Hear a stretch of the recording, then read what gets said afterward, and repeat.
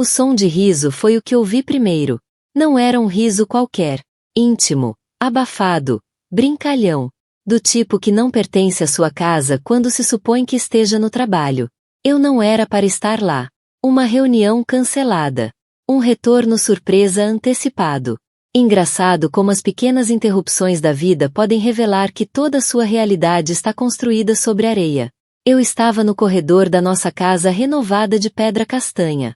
Aquela que passei 3 anos a restaurar. Aquela que o meu negócio de design de interiores finalmente tornou possível. O riso vinha do andar de cima. Do nosso quarto. O nosso quarto. Lembro-me de como a minha mala parecia pesada naquele momento. De como os meus dedos ficaram dormentes à volta da alça enquanto a pousava silenciosamente. Algo primitivo em mim já sabia. Algo antigo, ferido e sábio. As escadas não rangiam. Eu mesmo as consertei no verão passado, enquanto Mark estava fora numa conferência de negócios. A mesma conferência que agora percebo, a Rebeca e a Jenna também misteriosamente assistiram. As peças já estavam a encaixar-se à medida que subia cada degrau. O meu coração batia tão forte que pensei que o ouviriam antes de me verem. Eu não abri a porta com força. Eu não gritei. Simplesmente girei a maçaneta e empurrei. Lá estavam eles. O meu marido de 8 anos. E as minhas 2 amigas mais próximas desde a faculdade. Os 3 enredados nos nossos lençóis de algodão egípcio. Aqueles que o Mark se queixou serem demasiado caros quando os comprei. Os lençóis que eu tinha acabado de trocar ontem. O cabelo ruivo da Rebeca espalhado sobre a minha almofada. A pulseira de designer da Jenna, aquela que ajudei o Mark a escolher para o aniversário dela no mês passado, brilhava na mesa de cabeceira. E o Mark? O Mark olhou para mim, não com vergonha, mas com irritação. A interrupção. O incômodo de ser apanhado. Eli, disse ele, como se eu tivesse apanhado a comer um lanche na cozinha. Estás em casa cedo. 15 anos juntos. 8 anos de casamento. 3 abortos espontâneos. Ele segurou-me durante 2 ciclos de fertilização in vitro. Ele prometeu que continuaríamos a tentar. As inúmeras noites em que fiquei acordada a ajudá-lo a preparar apresentações. As reuniões de família onde o defendi contra as críticas do meu pai. A hipoteca em ambos os nossos nomes. A apólice de seguro de vida. Os sonhos partilhados. Há quanto tempo? A minha voz não tremia. Isso surpreendeu-me. A Rebeca puxou o lençol para se cobrir. A Jenna desviou o olhar. Foi o Mark quem respondeu. Importa. Ele estendia a mão para a camisa descartada. Não é o que estás a pensar, de qualquer maneira. Não é o que eu penso. Como se encontrar o teu marido na cama com as tuas 2 melhores amigas pudesse ser mal interpretado. Aconteceu simplesmente, sussurrou finalmente a Jenna. A sua voz pequena. Aconteceu simplesmente. Repeti. Os 3 simplesmente caíram nus na minha cama. A Rebeca começou então a chorar. Aquelas lágrimas perfeitas que nunca borravam a sua maquilhagem. Não queríamos magoar-te, Eli. Só. Se disseres aconteceu simplesmente mais uma vez, interrompi. Juro por Deus. Mas não terminei a ameaça. Porque naquele momento, ao olhar para eles a tentarem cobrir-se com os meus lençóis, parecendo patéticos, pequenos e apanhados, algo clicou dentro de mim. Uma estranha calma invadiu-me. Eu tinha investido tudo nestas pessoas. Tudo. O meu tempo. O meu amor. A minha confiança. O meu futuro. Estas eram as pessoas que se sentaram à minha frente nos almoços de domingo.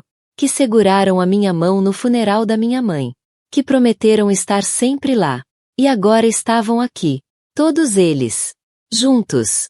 Sem mim. Eli, querida, vamos conversar sobre isto. O Mark levantou-se, a vestir as calças. Estás chateada, eu percebo. Mas. Não, disse eu calmamente. Agora, não. Virei-me e desci novamente as escadas. Podia ouvi-los a chamar por mim. O barulho frenético ao vestirem-se. Mas eu não estava a fugir. Eu não estava a ter um colapso. Eu estava a calcular. Peguei na minha mala, de onde a tinha deixado, e fui até a cozinha. Enchi um copo de água e fiquei a olhar para o jardim que tinha plantado na primavera passada. As hortênsias estavam em plena floração. Azuis, como Mark queria. Embora eu preferisse cor-de-rosa. Eles desceram juntos. Uma procissão culpada. O Mark na frente. O porta-voz não oficial deste pequeno trio de traição. A Rebecca e a Jenna atrás dele, de mãos dadas como crianças assustadas. Eli, precisamos de falar sobre isto como adultos, disse o Mark. A sua voz de negócios. A sua voz de fechar negócios. Dei outro gole de água e pus o copo cuidadosamente na bancada de granito. Eu dei-vos tudo, disse. Não especificamente ao Mark, mas aos três. A minha lealdade. A minha confiança. A minha casa. Olhei para as minhas amigas. Os meus segredos. A Rebecca estremeceu com isso. Ela sabia o que eu queria dizer. Ela sabia o que eu sabia sobre ela. As pessoas cometem erros, ofereceu a Jenna fracamente. Eu quase ri. Um erro é esquecer-se de pagar uma conta. Um erro é queimar o jantar. Apontei para cima. Isso não foi um erro. Isso foi uma escolha. Uma série de escolhas feitas repetidamente. Olha, o Mark deu um passo mais perto, com as mãos levantadas naquele gesto apaziguador que usava com clientes difíceis. Podemos ultrapassar isto. Terapia de casal. Talvez. Ou. Ele hesitou. Ou o quê, Mark? Um casamento aberto? Um divórcio? Qual é exatamente a tua solução aqui? Os três trocaram olhares. Tinham discutido isto antes. Percebi. Tinham se preparado para serem apanhados. Talvez algum tempo separados fosse bom, disse finalmente o Mark. Eu podia ficar com... Com quem, Mark? Com a Rebecca? Com a Jenna? Ou tens mais alguém de quem eu não saiba? O rosto dele endureceu. Estás a ser histérica. E lá estava ela. A palavra que os homens usaram durante séculos para desprezar a raiva justa das mulheres. Histérica. Emocional. Irracional. Assenti lentamente. Eu vou sair agora, disse calmamente. Vou sair por essa porta e vocês três podem continuar seja lá o que for que interrompi. Eli. A Rebecca tentou tocar-me. Dei um passo atrás. Não me toques. Não me ligues. Não me mandes mensagens. Para onde vais? O Mark perguntou, de repente soando preocupado. Não por mim, percebi, mas por ele próprio. Pelo que eu poderia fazer ou dizer. Dei-lhe um sorriso. Daquele tipo que não chega aos olhos. Isso já não é da tua conta, pois não? Enquanto caminhava até a porta, com a mala na mão, o Mark chamou-me. Não faças nenhuma estupidez, Eli. Lembra-te que metade de tudo aqui é meu. Parei a porta e virei-me. Tens razão, Mark. Metade de tudo é teu. Olhei para os três ali parados, incluindo as consequências. Depois saí, fechando a porta suavemente atrás de mim. Não com o estrondo, mas com o clique suave de alguém que voltaria quando menos esperassem. A primeira semana foi um borrão de quartos de hotel e chamadas não atendidas. O Mark tentou contactar-me 67 vezes. A Rebecca, 42. A Jenna, 29. Contei cada notificação à medida que aparecia no meu ecrã. Cada uma, um pequeno marcador do pânico que se instalava do lado deles. O que eles não sabiam era que eu não estava a desmoronar. Não estava a chorar para adormecer em quartos de hotel anônimos. Nem a afogar-me em álcool nos bares dos aeroportos. Estava a pensar. A planear. A recordar.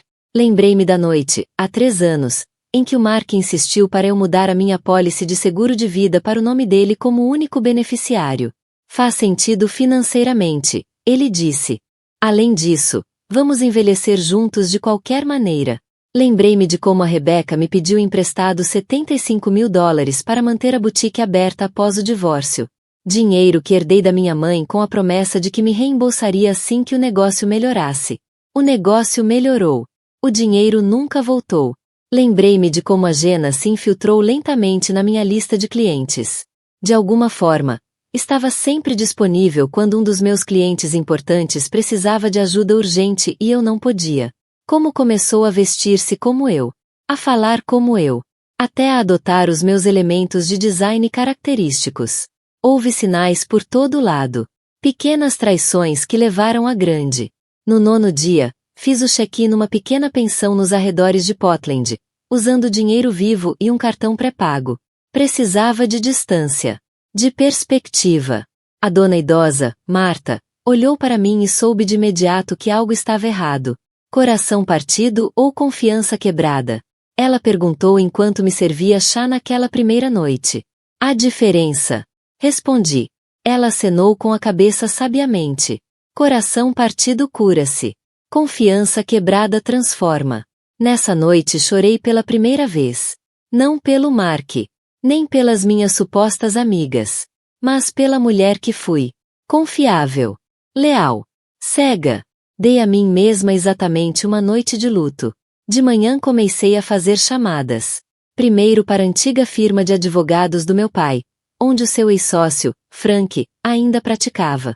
Depois para a investigadora privada que ele recomendara, uma mulher chamada Diane, com uma voz de cascalho e uma mente como uma armadilha de aço. A seguir, ao meu banco, onde iniciei uma série de movimentos legais cuidadosos para proteger o que era meu. Entretanto, as mensagens do Mark evoluíram. De preocupação para raiva. Para ameaças. Eli, por favor, volta para casa para podermos falar. Este silêncio é infantil. Eli, se não voltares para casa, vou assumir que abandonaste o casamento. Estou a falar com advogados. Eli, não tornes isto mais feio do que precisa de ser. Não respondi a nenhuma. Deixei que ele pensasse que eu estava a desmoronar. Que era fraca. As mensagens da Rebeca eram diferentes. Notas de voz em lágrimas, dizendo que simplesmente aconteceu, que não significou nada, e que éramos amigas há demasiado tempo para deitar tudo fora, como se amizade fosse algo que ela considerou enquanto dormia com meu marido. A Jenna foi mais direta. Precisamos de falar de negócios, Eli. Os clientes estão a fazer perguntas. Não sobre o meu casamento. Nem sobre a traição dela. Sobre negócios. Sobre dinheiro. 2 semanas depois de eu partir, soube pela Diane que eles tinham estabelecido uma rotina. O Mark a ficar em nossa casa. A Rebeca a ir lá quase todas as noites. A Jenna a juntar-se aos fins de semana. Estavam a brincar de casinha na minha casa. A gastar o meu dinheiro. A beber o meu vinho. A dormir na minha cama. Estão a ligar para os teus clientes. Disse-me a Diane por uma linha segura. A dizer que tiveste uma crise pessoal e que talvez não sejas fiável para projetos contínuos. Claro que estavam. Estavam a tentar desmontar a minha vida, pedaço por pedaço. O que não contavam era que eu andava a guardar recibos. Literalmente e figurativamente. Tinha os e-mails onde o Mark transferiu fundos da nossa conta conjunta para a conta privada dele. Só para manter tudo organizado, disse ele. Tinha as mensagens de texto onde a Rebeca admitia usar os meus designs na boutique dela sem me dar crédito. Tinha as gravações da Jenna a dizer aos clientes que era praticamente minha parceira, quando na verdade não era mais do que uma subcontratada ocasional. Mas mais importante ainda, tinha o documento escondido que descobri há 6 meses, enquanto procurava os nossos impostos. O documento que o Mark pensava estar seguro no cofre privado. Aquele que detalhava a empresa fantasma que ele criou para esconder bens de uma relação anterior. Aquela que agora continha fundos substanciais que ele achava que eu não sabia que existiam. Fotografei-o. Voltei a selá-lo. E guardei-o exatamente como estava. Na altura, não sabia o que fazer com aquela informação. Era demasiado leal. Demasiado confiável. Demasiado cega. Disse a mim mesma que devia haver uma explicação razoável. Agora sabia melhor. No 17º dia, recebi uma carta formal de um escritório de advogados em nome do Mark. Dizia que, devido ao meu abandono do lar conjugal e recusa em participar em tentativas de reconciliação, ele avançaria com o divórcio por abandono e exigiria a maior parte dos nossos bens partilhados, incluindo meu negócio, ao qual dizia ter contribuído substancialmente. Li a carta 3 vezes, sentada à mesa da cozinha da Marta. Depois comecei a rir. Ri até as lágrimas me correrem pela cara. Até a Marta entrar, com ar preocupado. Más notícias? Ela perguntou. Limpei os olhos. Não, respondi. Apenas a confirmação de que precisava. Essa noite recebi uma mensagem de um número desconhecido. Era uma foto do Mark, da Rebeca e da Jenna no nosso restaurante favorito. Copos de champanhe erguidos num brinde. Sem mensagem. Nem precisava. O significado era claro. Achavam que tinham vencido. Guardei a foto. Prova da celebração deles. Que tornaria a queda deles ainda mais doce. Pensavam que eu estava quebrada. Que estava escondida. A lamber as feridas. A desmoronar sem o meu marido e as minhas amigas. Os pilares da minha vida. Pensavam que eu era mesmo Eli confiável e leal de sempre. Aquela de quem se aproveitaram durante anos. Mas essa Eli morreu no momento em que abri a porta do nosso quarto. A mulher que a substituiu era alguém que eles não reconheceriam. Até ser tarde demais. Dei tudo a eles. Sussurrei para mim mesma essa noite, olhando para os rostos sorridentes deles no ecrã do meu telefone. E eles descartaram-me como se eu não fosse nada. O erro deles não foi subestimar o meu amor. Foi subestimar a minha inteligência. O dia 23 marcou o meu regresso à cidade. Não à nossa casa, mas a um apartamento com serviços num prédio de um dos meus clientes mais fiéis. O Alan Mercer tinha sido meu primeiro grande cliente quando comecei o negócio de design de interiores. Transformei a sua penthouse, de um showroom estéril, num lar acolhedor após a morte da esposa. Agora ele estava a retribuir. Fica o tempo que precisares, disse ele, entregando-me as chaves. E, para que saibas, disse ao Mark e à tua amiga ruiva que não tenho interesse em trabalhar com ninguém além de ti. Abracei-o com gratidão. Eles têm contactado todos os meus clientes? Alan bufou. Tentado. Mas não conseguiram com os que realmente importam. Isso já era alguma coisa. Mas eu sabia que o meu negócio não era o verdadeiro alvo deles. Era tudo o resto. A casa. Os investimentos. A nossa reputação nos círculos que importavam. O Mark sempre se importou muito com as aparências. Entrei no apartamento e abri o meu portátil pela primeira vez desde que saí. Centenas de e-mails esperavam por mim, mas ignorei-os por agora. Em vez disso, abri uma aplicação de mensagens seguras e contactei a Diane. Estou de volta. Pronta para a próxima fase. A resposta dela chegou rapidamente. Ótimo. Tenho tudo o que pediste. Encontro amanhã. Encontramo-nos num café tranquilo, a 3 bairros de distância dos meus locais habituais. A Diane era exatamente como eu tinha imaginado pelas nossas conversas telefônicas. Olhos atentos, cabelo grisalho preso num rabo de cavalo prático, roupa escolhida pela função e não pela moda. Ela deslizou uma pen USB pela mesa. Está tudo aí. Registros financeiros, mensagens de texto, e-mails, fotos, mais a vigilância que pediste. Dê um gole no seu café preto. O teu marido não é tão esperto quanto pensa que é. Nenhum deles é. Respondi, enquanto guardava a pen. A Diane acenou com a cabeça. A trilha de papel da empresa fantasma é particularmente interessante. Vai mais longe do que pensavas. Antes do vosso casamento. E há uma ligação à boutique da Rebeca que acho que não sabias. Não sabia. Mas também não fiquei surpreendida. Ele tem financiado entre outras coisas. A boutique está a perder dinheiro há anos. É uma fachada. Senti um arrepio. Para quê? A expressão da Diane era sombria. Branqueamento de capitais, principalmente. Pequena escala, mas definitivamente ilegal. Há uma ligação a alguns projetos imobiliários que não foram devidamente licenciados. Regras ambientais ignoradas. Regulamentos de segurança desrespeitados. Pensei no tempo que o Mark investiu num projeto de desenvolvimento de um amigo. O quanto ele estava orgulhoso do retorno rápido. Como desvalorizou as minhas perguntas sobre os detalhes. A Jenna também está envolvida? A Diane acenou. Ela tem sido a ligação a alguns dos empreiteiros. A sua consultoria de design deu-lhes legitimidade. As peças estavam a encaixar-se. Não apenas a minha traição pessoal, mas um padrão maior de engano. E quanto à outra questão? Perguntei em voz baixa. Os olhos da Diane suavizaram ligeiramente. Os teus registros médicos foram acedidos várias vezes por alguém que usou o login do Mark no portal de saúde. Mais recentemente, há cerca de 6 meses. Logo após o teu último procedimento. A minha mão foi instintivamente até ao meu estômago. Depois de 3 abortos e 2 tentativas de FIV falhadas, os médicos finalmente descobriram um problema. Uma condição tratável que estava a afetar a minha capacidade de levar a gravidez até ao fim. O tratamento resultou. Eu finalmente consegui engravidar naturalmente. Tinha planeado contar ao Mark na noite em que o encontrei com as minhas amigas. Então ele sabia. Sussurrei. Parece que sim. Confirmou a Diane. E a mais.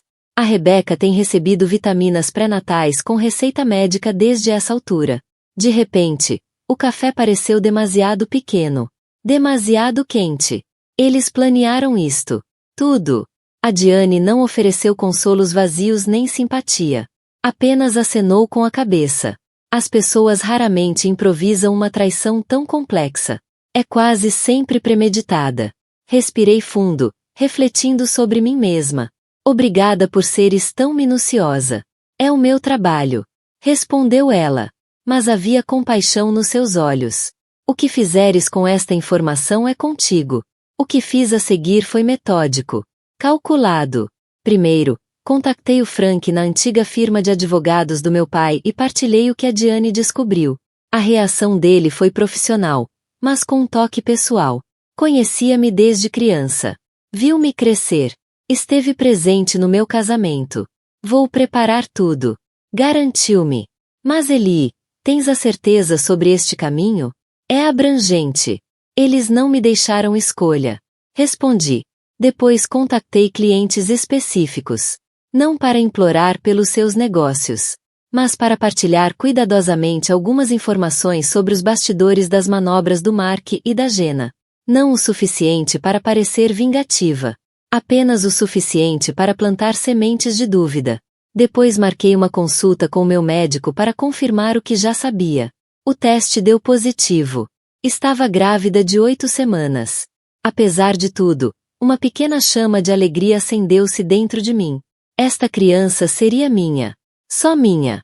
Enquanto o mundo pensava que eu estava escondida ou a desmoronar, eu estava a construir o meu caso. Peça por peça. Transferi fundos de contas que o Mark não conhecia. Poupanças legítimas que mantive separadas. Não por desconfiança no início, mas por hábito que o meu pai me ensinou. Ter sempre o teu próprio dinheiro. Eli. Menina, ele dizia.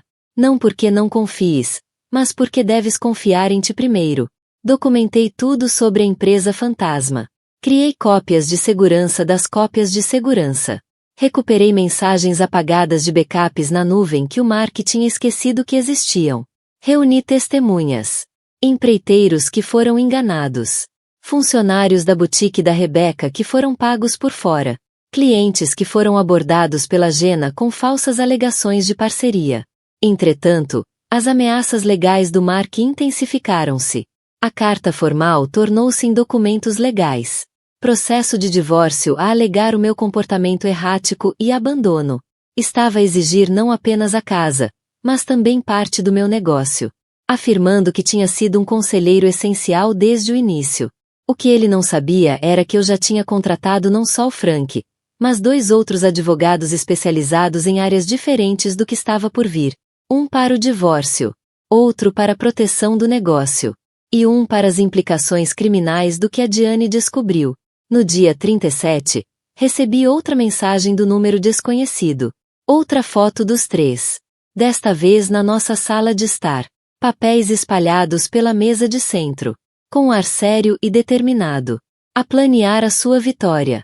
Guardei esta foto também. Mais uma peça de prova. Mais um prego no caixão deles. Essa noite, sentei-me no apartamento do Allen, a olhar para as luzes da cidade. Uma mão pousada na minha barriga ainda lisa. Eles pensam que estou a fugir, disse ao meu filho por nascer. Mas nunca estive tão imóvel, tão focada, tão certa. Passei semanas a reunir munições, a construir fortificações, a preparar-me para a guerra. Agora era a hora de atacar. Não com raiva, nem com pressa, mas com a precisão fria de alguém que não tem mais nada a perder, porque já perdeu tudo. Ou pelo menos era o que eles pensavam. A verdade é que nunca fui tão poderosa quanto naquele momento. De pé, à beira de destruir as pessoas. Quem tentou destruir-me. Estou pronta. Sussurrei para mim mesma, para o meu filho, para o universo que me trouxe até aqui. Amanhã cairia a primeira peça de dominó. O dia 45 amanheceu claro e fresco. Uma manhã de outono perfeita para aquilo que passei a chamar de dia do julgamento. Vesti-me com cuidado, com um fato creme que nunca tinha usado antes. Nada que o Mark tivesse visto, nada associado à minha vida antiga. O meu cabelo também estava diferente. Cortado num bob elegante que emoldurava o meu rosto de forma mais acentuada do que o estilo anterior. Pequenas mudanças, mas simbólicas. A mulher que entrava em batalha não era a mesma que tinha fugido do campo de guerra. A minha primeira paragem foi nos escritórios da Mercer Holdings, a empresa do Allen, onde o Mark estava agendado para apresentar uma nova oportunidade de investimento ao conselho. Uma oportunidade baseada, em grande parte, nos empreendimentos ilegais que a Diane tinha descoberto. Não contei tudo ao Allen, apenas o suficiente.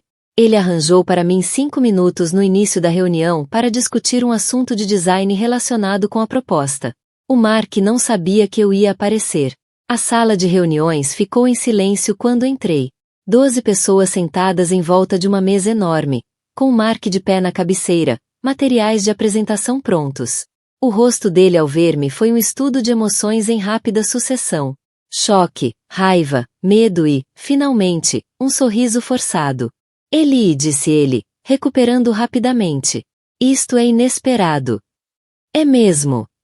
Respondi, com a voz firme. Acenei ao Allen, que me indicou para assumir a palavra. O Sr. Mercer deu-me alguns minutos para abordar algo relevante para a apresentação de hoje, disse a sala. Vou ser breve. O sorriso do Mark ficou mais tenso. Eli, isto realmente não é o local para assuntos pessoais. Oh, mas isto é negócio, Mark. Muito negócio. Liguei o meu tablet ao sistema de apresentação.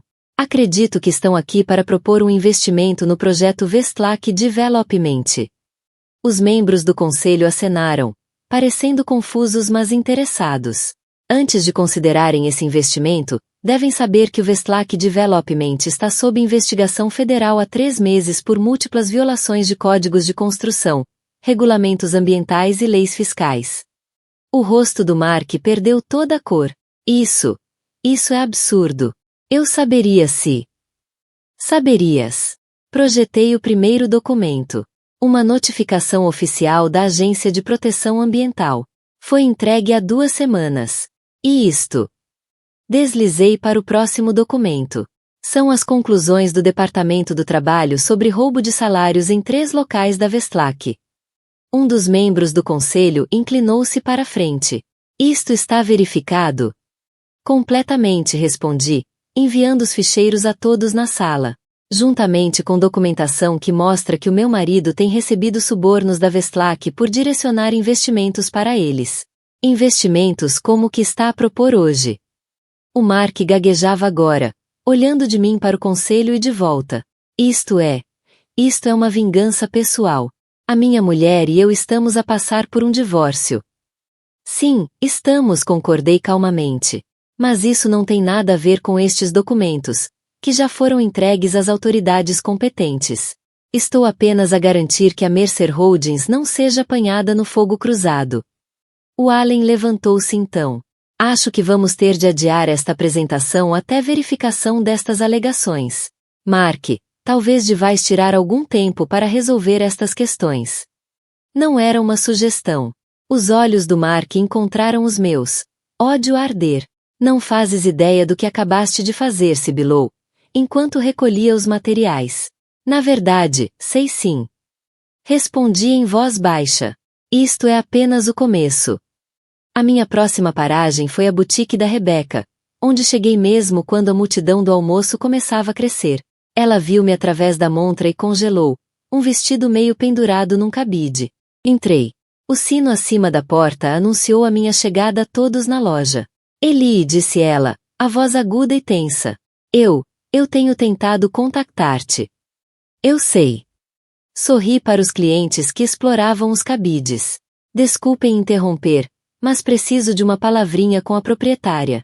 Assunto de negócios. A Rebecca conduziu-me, relutantemente, ao escritório dos fundos. O mesmo que eu a ajudei a decorar, com a secretária personalizada que encontrei numa venda de herança e restaurei sozinha. Olha, Eli, sobre o que aconteceu. Deixa-me parar-te aí. Interrompi.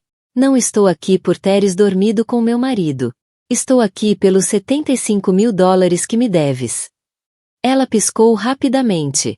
Eu disse que os negócios têm estado difíceis. Vou pagar-te quando? Os negócios não têm estado difíceis, pois não? Pelo menos não segundo as tuas declarações fiscais. Coloquei uma pasta na secretária dela. Tens declarado prejuízos no papel enquanto passas dinheiro em numerário pela caixa sem declarar.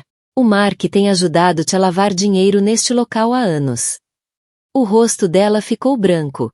Não podes provar isso. Na verdade, posso. A tua ex-assistente Trina foi muito prestável depois que lhe expliquei o que poderia acontecer se fosse implicada. Abri a pasta para lhe mostrar a declaração jurada da Trina. Ela manteve os seus próprios registros. Esperta, a rapariga.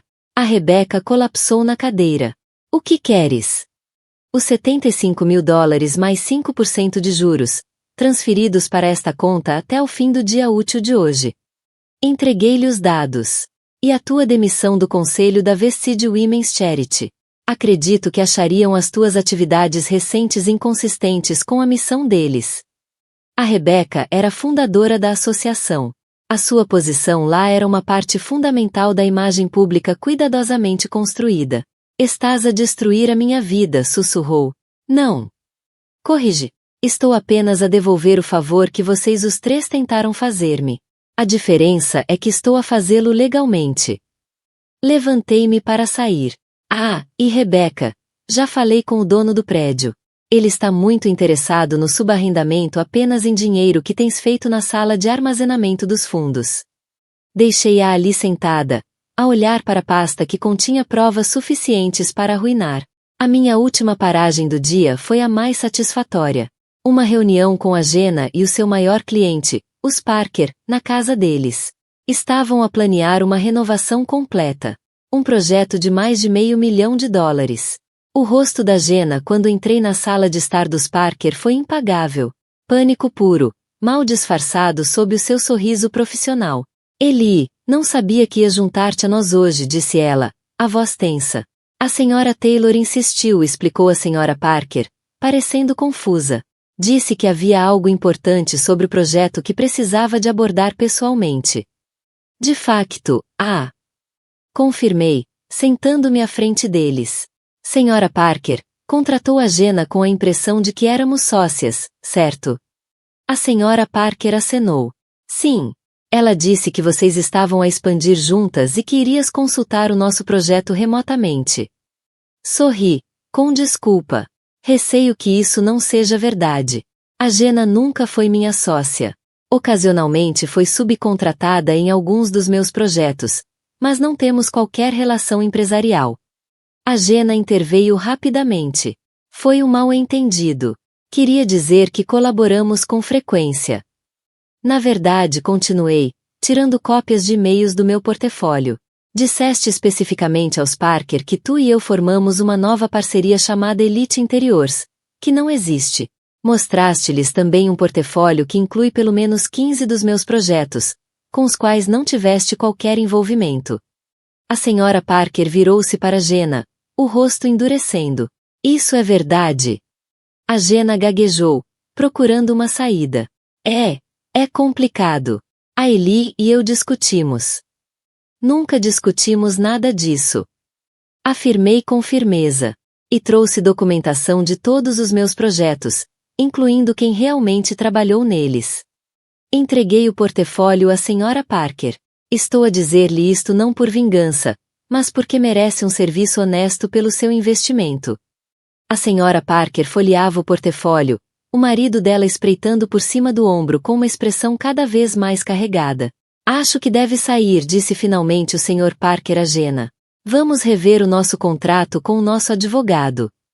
Enquanto a Jenna recolhia suas coisas, lançando-me olhares fulminantes, adicionei uma última torção à faca. A propósito, Jenna, Tomei a liberdade de informar a associação de design sobre as tuas falsificações no portfólio. Estão a rever o teu estatuto de membro.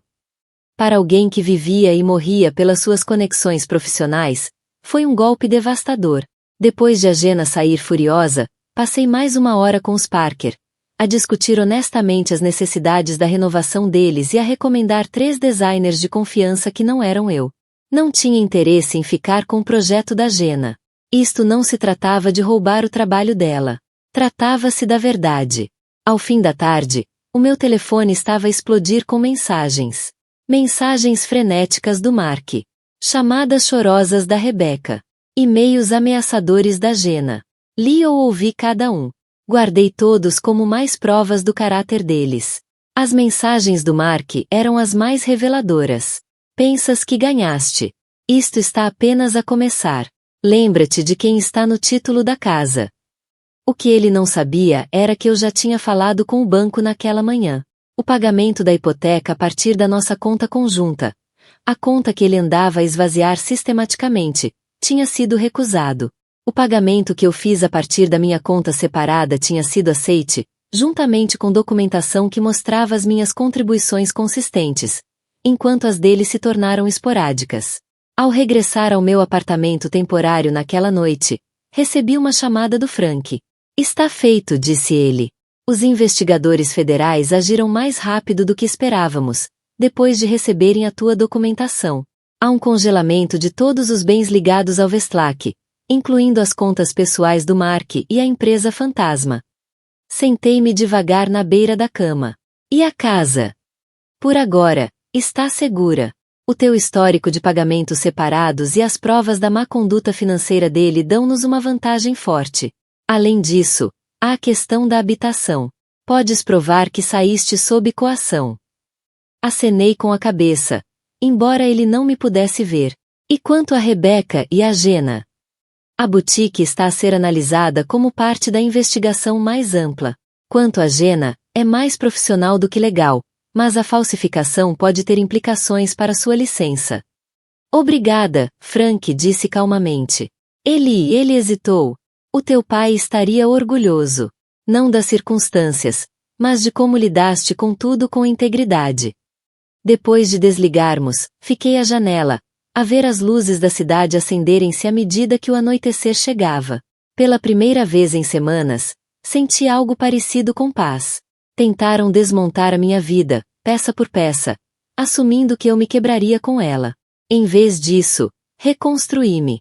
Tornei-me algo mais forte, mais afiada, mais resiliente. A mulher que apanhou o marido e as amigas há 6 semanas teria implorado por explicações. Ter-se-ia culpado. Tentado consertar o que estava partido. A mulher em que me tornei sabia mais. Algumas coisas não foram feitas para serem consertadas. Algumas traições são demasiado profundas. Algumas pessoas não merecem segundas oportunidades. O meu telefone apitou com uma mensagem de um número desconhecido. O mesmo que tinha estado a enviar-me as fotos. Desta vez, era apenas uma linha de texto. Já fizeste o teu ponto. Agora vamos negociar. Sorri para mim mesma, lembrando-me das palavras da Marta da estalagem. A confiança quebrada transforma. E quão certa ela estava. 1 ano depois, eu estava no jardim da minha casa. Minha casa agora. Sozinha. A ver as folhas de outono caírem sobre o novo lago de carpas instalado. As hortênsias estavam cor-de-rosa este ano. Tal como eu sempre quis. O divórcio tinha sido finalizado há 6 meses, com termos que teriam sido impensáveis se o Mark não estivesse a enfrentar acusações federais pelo seu papel no escândalo do Westlake. Perdeu a licença para exercer finanças. A maioria dos seus bens foi congelada, pendente de investigação. E a sua reputação nos nossos círculos estava em ruínas. Fiquei com a casa, o meu negócio, e abdiquei de qualquer direito sobre os seus bens restantes. Não queria nada que estivesse manchado pela sua mentira. Em troca, ele assinou um acordo de confidencialidade sobre o nosso casamento e abriu mão de qualquer direito sobre os meus rendimentos futuros. A boutique da Rebecca fechou. As irregularidades financeiras eram impossíveis de justificar. E, quando o Conselho da Caridade descobriu o envolvimento dela nos esquemas do Mark, a sua posição social colapsou. A última vez que ouvi falar dela, tinha se mudado para o Arizona para viver com a irmã. A Jenna enfrentou menos problemas legais, mas mais consequências profissionais. A Associação de Design revogou a sua certificação depois de encontrar múltiplas instâncias de fraude no portfólio. Tentou recomeçar noutra cidade, mas o setor era pequeno. As notícias espalharam-se depressa. Nenhum deles sabia do bebê. A minha filha, Sofia, tinha agora 4 meses. Uma menina calma e observadora, com os meus olhos e uma determinação totalmente dela. Ela estava a dormir lá dentro, enquanto eu aproveitava um raro momento para mim no jardim. O meu telefone vibrou com uma mensagem do Alan Mercer. Contrato aprovado. A Mercer Holdings quer que fiques responsável pelas 5 propriedades. A tua visão para a área da recessão selou o acordo. Sorri. O meu negócio de design não só sobreviveu, como prosperou após o escândalo. Os clientes respeitaram a forma como lidei com a situação. O meu profissionalismo. Mesmo quando a minha vida pessoal desmoronava publicamente.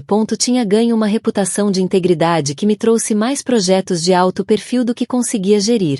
Contratei 2 designers juniores e um gestor de operações para ajudar com a carga de trabalho, o que me permitiu equilibrar a maternidade com a carreira. O meu escritório em casa tinha sido convertido para acomodar tanto trabalho como um parque onde a Sofia podia ficar por perto enquanto eu revia designs. A campainha tocou, interrompendo os meus pensamentos. Caminhei pela casa, redecorada agora, cada traço da minha vida anterior apagado, e abri a porta para encontrar a Marta, da estalagem, ali parada com uma pequena planta em vaso. Pensei em passar enquanto estava na cidade, disse ela, estendendo a planta. Lírio da paz. Parece apropriado. Abracei-a, genuinamente feliz por ver a mulher que me deu abrigo durante os meus dias mais sombrios. Entra, por favor. Café.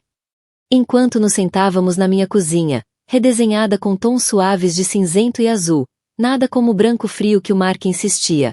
A Marta olhou em volta com aprovação. Voltaste a torná-la tua, observou ela. Levou tempo, admiti. Alguns espaços guardavam memórias que precisei de exorcizar. A Marta acenou na direção onde o monitor da Sofia estava pousado no balcão. E a pequenina, está bem. Perfeita, disse eu, incapaz de esconder o orgulho na minha voz. Queres vê-la quando acordar? Seria uma honra, respondeu a Marta. Ela bebeu um gole do café e depois fez a pergunta que eu sabia que viria. Ouviste falar de algum deles? Abanei a cabeça. Os acordos legais impedem contato direto. Ouço coisas, claro. As pessoas falam. E está satisfeita? A Marta escolheu bem as palavras. Com o desfecho de tudo? Pensei nisso. Estava satisfeita. A vingança era assim tão doce como dizem. Não se tratava de satisfação, respondi finalmente. Tratava-se de justiça. De consequências. De garantir que não pudessem fazer a mais ninguém o que tentaram fazer a mim. A Marta observou-me. E cura. Ouvi isso também? Sorri, pensando na Sofia. No meu negócio próspero.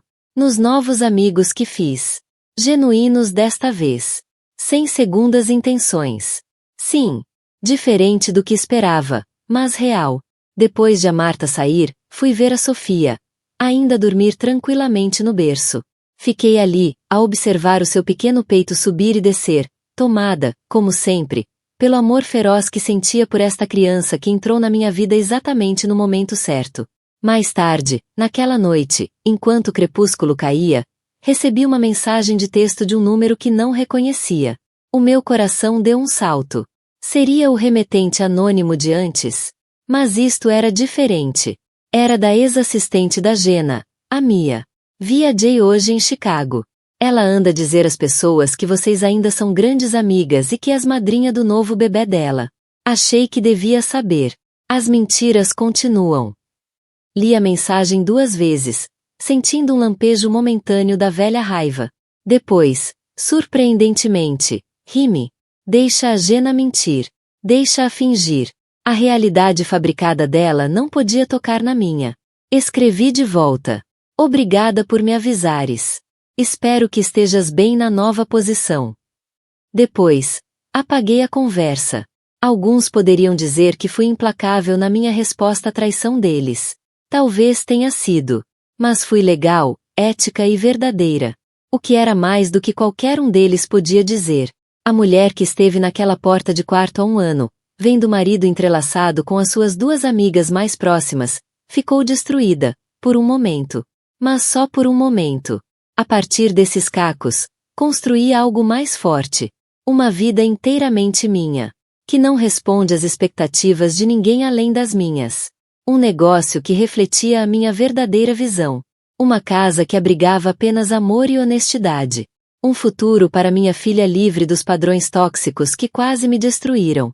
Enquanto pegava na Sofia para a alimentação da noite, aconchegando-a, ela olhou para mim com confiança total. Sussurrei a verdade que queria que ela levasse consigo por toda a vida.